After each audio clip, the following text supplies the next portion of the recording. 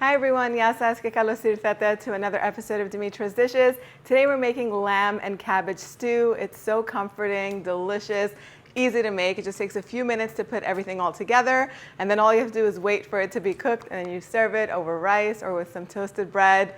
So comforting and good, especially for the cool weather that's on the way. Let's get started. So you start off with the lamb. You're gonna brown it. Now you could either do this on the stove top, or if you have an air fryer, it really saves time. I like to put half of it in the pot so that way you could get all the flavor that they're gonna leave. And then the other half I like to brown in my air fryer just because it saves time and it's just so much less messy. You could also do this in the oven by putting all of the lamb on a big sheet pan, drizzling a tiny bit of olive oil on top and seasoning both sides with salt and pepper, and then you set it as close to the broiler element as possible for about 10 minutes on each side. That's all you need. If you're doing it in the pot, you're just gonna need about 5 minutes on each side. The air fryer does take a little bit more time. I like to set it to 400 degrees Fahrenheit, and then I let them brown for about 15 or 20 minutes, and I just flip them over halfway. I have 4 pounds of boneless lamb meat. That's what I'm using.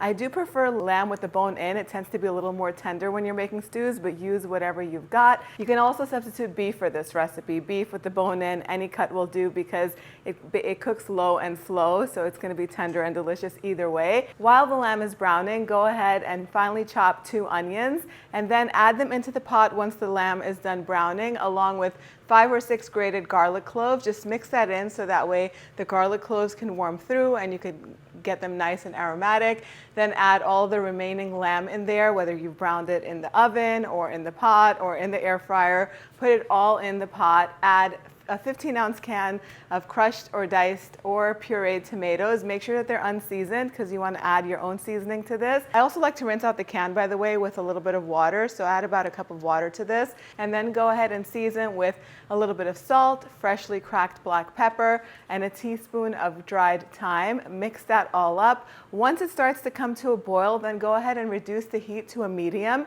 cover it, and then let it cook covered for about an hour. In the meantime, I have 1 big head of green cabbage. I'm just gonna roughly chop this. I just like to slice it in half and then just cut it into rough slices. And then the little heart that's at the bottom, I just roughly chop that, put it in a bowl, and then you just set it aside until the lamb is done cooking for an hour. After an hour, give everything a nice mix. Add the cabbage in there and add a little more seasoning, some more salt and pepper. And then you're gonna cook it for another about 20 or 30 minutes or until the lamb is really tender and the cabbage is fully cooked and tender. You're gonna have a delicious stew. Make sure you go ahead and you taste it and you adjust the seasoning if it's needed by adding some more salt and pepper, and then it's ready to be served. So once I added the first head of cabbage into the stew and it reduced down, I realized that it did need more because I'm making a double batch today. I don't know if I mentioned that. The original recipe calls for about 2.5 pounds to 2 to 3 pounds of lamb or beef, but I had about 5 pounds because I bought a really beautiful cut of lamb, the boneless leg of lamb, and I just wanted to use the whole thing because if you're gonna make a batch, might as well make a big batch so you could have leftovers, right? So once it was done wilting down, then I did go ahead and I cut up 1 more head of cabbage and I slowly added it to the stew. The only problem with that is it leaves a lot of liquid, so it is gonna take a little bit longer to cook. And I also, of course, seasoned it again with salt, pepper, and this time I added a few crushed red pepper flakes to it because I do like a little kick of heat. And then I just raised the heat to high so that way as much of that liquid can evaporate as possible. I like a thick sauce.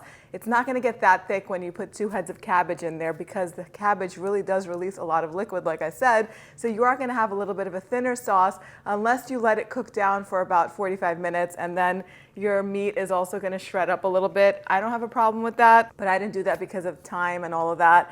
Smells amazing. I can't wait to give it a taste. Once it's done cooking, go ahead and taste the seasoning, and if it needs more salt and pepper, that's a good time to add it. Time for the taste test. And the meat just literally melts.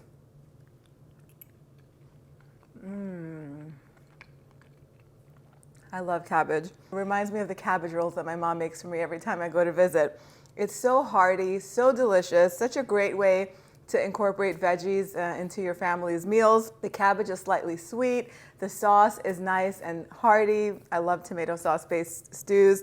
The meat literally melts in your mouth. It tastes so good. And this tastes even better the next day. I actually like to eat it for breakfast, maybe with a poached egg on top. Delicious. If you guys want the exact measurements to make this dish, they're gonna be on the website, dimitrasdishes.com. Let me know what other recipes you wanna learn how to make in the comment section down below. Thank you guys so much for spending time with me today. I'll see you all next time. Yes,